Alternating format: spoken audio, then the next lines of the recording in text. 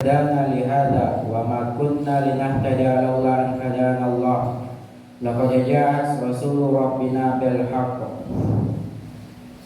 أشهد أن لا إله إلا الله وحده لا شريك له وأشهد أن محمدا عبده ورسوله لا نبي بعده أما بعد اللهم صل وسلم وبارك على وحبيبنا ونبينا وشفيعنا ومولانا والمصطفى محمد رسول الله صلى الله عليه وسلم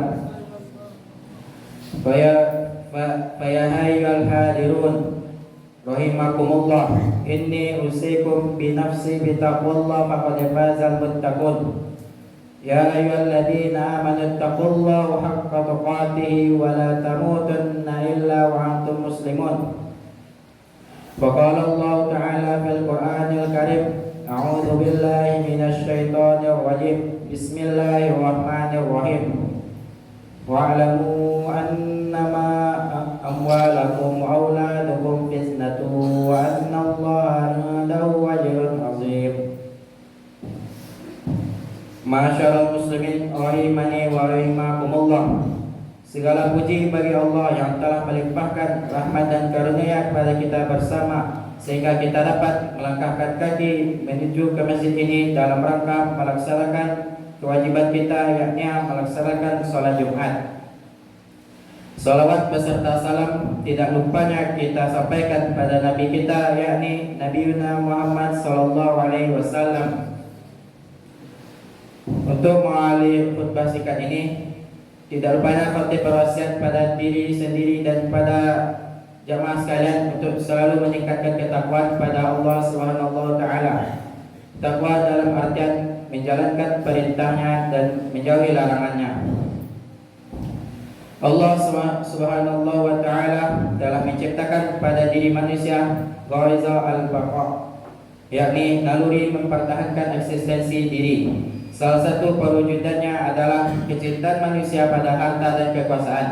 Allah Subhanahu wa taala berfirman yang artinya telah dijadikan indah pada pandangan manusia kecintaan apa saja yang diinginkan, yaitu para wanita, anak-anak, harta yang banyak dari jenis emas, perak, kuda pilihan, binatang-binatang ternak dan sawah ladang.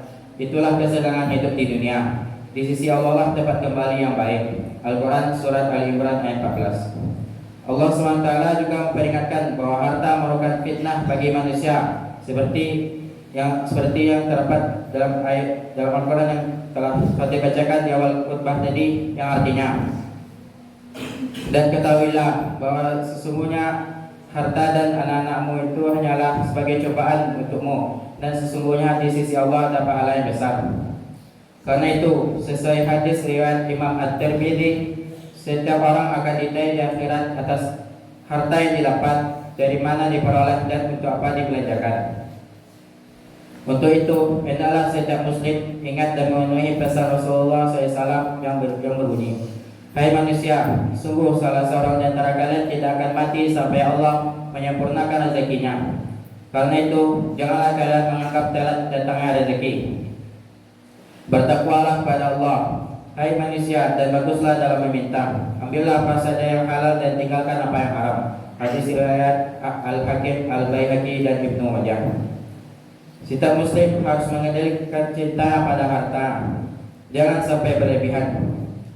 Cinta harta berlebihan bisa mendorong orang untuk memperoleh harta tanpa peduli halal dan haram.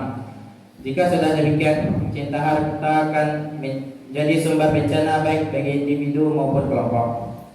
Orang yang mencari harta dengan jalan yang haram tentu berdosa dan menanggung akibatnya di dunia dan di akhirat. Di antara akibat di dunia yang harus ditanggung adalah dicabutnya keberkahan.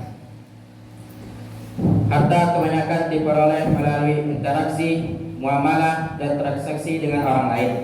Harta yang didapat dengan cara maksiat berarti diperoleh melalui transaksi yang melanggar syariah. Dalam hal itu, tentu ada pihak yang dizalimi atau dilanggar haknya. Semua itu terjadi karena dorongan cinta harta yang berlebihan. Cinta harta nanti akan bertemu dengan cinta kekuasaan atau jabatan.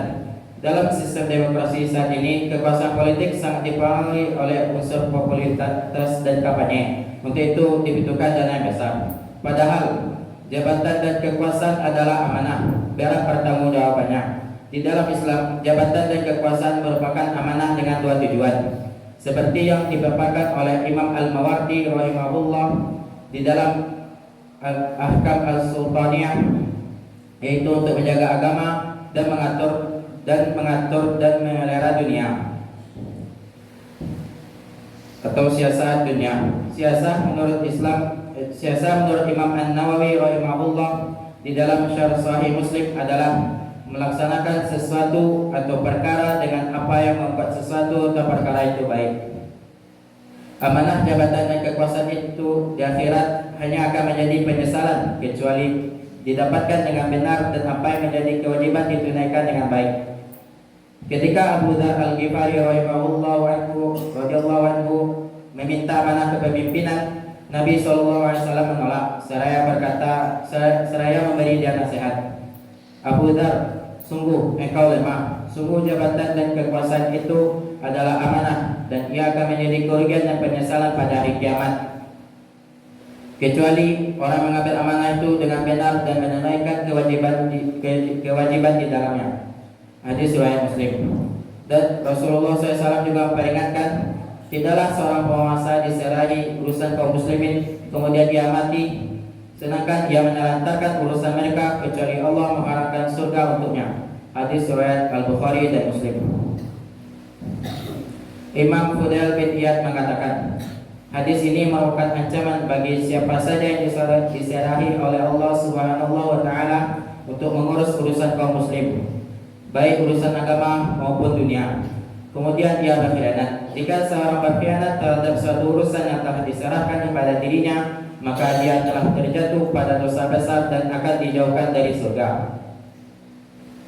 Penelantaran itu bisa berbentuk tidak menjelaskan urusan-urusan agama kepada umat, tidak menjaga syariat Allah dari unsur-unsur yang bisa merusak kesuciannya, mengubah-ubah makna ayat-ayat Allah, dan mengabaikan hudud atau hukum-hukum Allah. Penelantaran itu juga bisa berwujud pengabaian terhadap hak-hak umat, tidak menjaga kedamaian keamanan mereka, tidak berjihad untuk mengusir musuh-musuh mereka, dan tidak menegakkan keadilan di tengah-tengah mereka. Setiap orang yang melakukan hal ini dipandang telah mengkhianati umat. Dalam hal ini, kaum muslim wajib terus melakukan amar ma'ruf nahi munkar. Nabi SAW bersabda, hendaklah kalian melakukan amar ma'ruf nahi munkar. Kalau tidak, Allah akan menjadikan orang-orang yang paling jahat di antara kalian berkuasa atas kalian. Kemudian orang-orang baik di antara kalian berdoa, tetapi doa mereka tidak dikabulkan. Hadis riwayat Ahmad. Kaum muslim pun wajib memperjuangkan syariat Islam agar segera bisa diterapkan secara kafah. Dengan itu cinta harta dan kekuasaan dapat dikelola dengan benar sehingga menjadi berkah. Faqtadru ulil absar la'allakum tuflihun.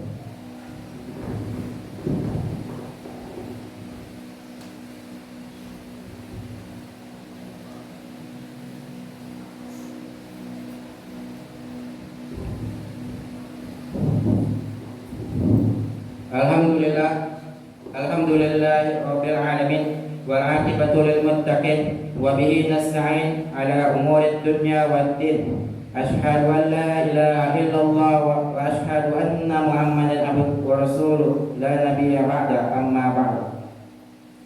Fa ya ibadallah, inni usikum bi nafsi bi taqwallah faqad fazal muttaqun.